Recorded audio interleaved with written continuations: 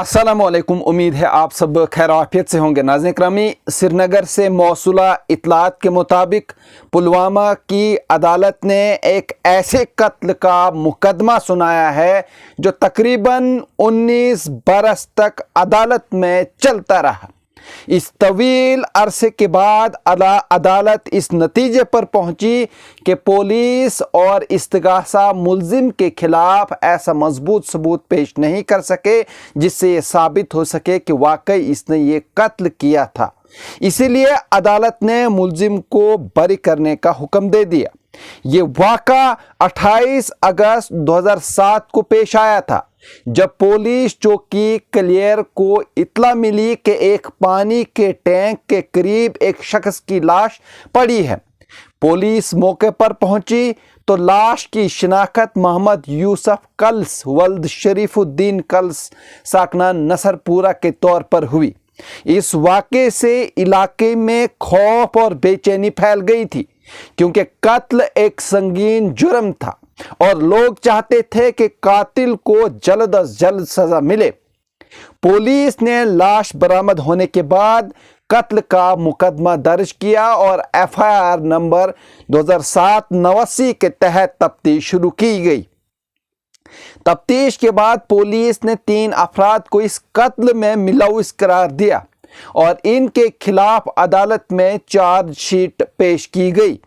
लेकिन वक्त के साथ साथ मुकदमा लंबा होता गया, समाअतें मुलतवी होती रहीं और इंसाफ का अमल सुस्त रवि का शिकार हो गया।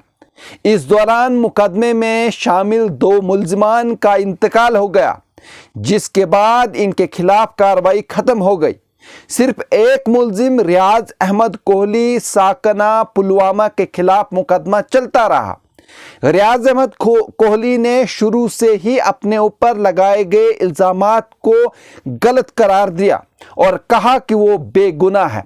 अदालत में इस्तिगासा की जानिब से 10 गवाह पेश किए गए, लेकिन इनके बयानात आपस में पूरी तरह मेल नहीं खाते थे। बाज़ गवाहों की बातों में तजाद था और कुछ बातें ऐसी थी जिनकी तस्दीक किसी मजबूत सबूत से नहीं हो सकी। यही वजह थी कि मुकदमा मजबूत बुनियाद पर खड़ा नहीं हो सका। मई 2025 में अदालत ने मुल्जिम का बयान कानून के मुताबिक रिकॉर्ड किया, जिसमें इसने एक बार फिर खुद को बेकसूर बताया। इसके बाद वकला के दलाइल सुने गए और अदालत ने तमाम दस्तावेजात और शवाहिद को गौर से देखा। तवील गौर फिक्र के बाद अदालत ने कहा कि किसी शख्स को सिर्फ शक या कमज़ोर सबूत की बुनियाद पर सज़ा नहीं दी जा सकती।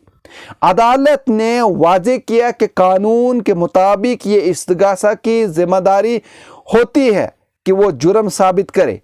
अगर इस्तिगासा नाकाम रहे तो इसका फ़ायदा मुल्जिम को दिया जाता है।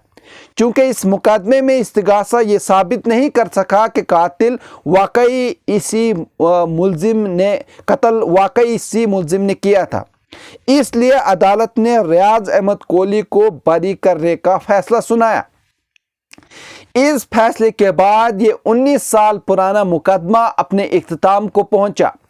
ये केस न सिर्फ एक खानदान के लिए दर्द भरी कहानी है, बल्कि हमारे अदालती निज़ाम के लिए भी एक सबक है कि इंसाफ में ताख़ीर और कमज़ोर तफ्तीश सच तक पहुंचने में बड़ी रुकावट जो है वो बन जाती है और जुर्म साबित होते होते जो है सालों साल जो है एक शख्स के जो है वो ज़ाया हो जाते हैं।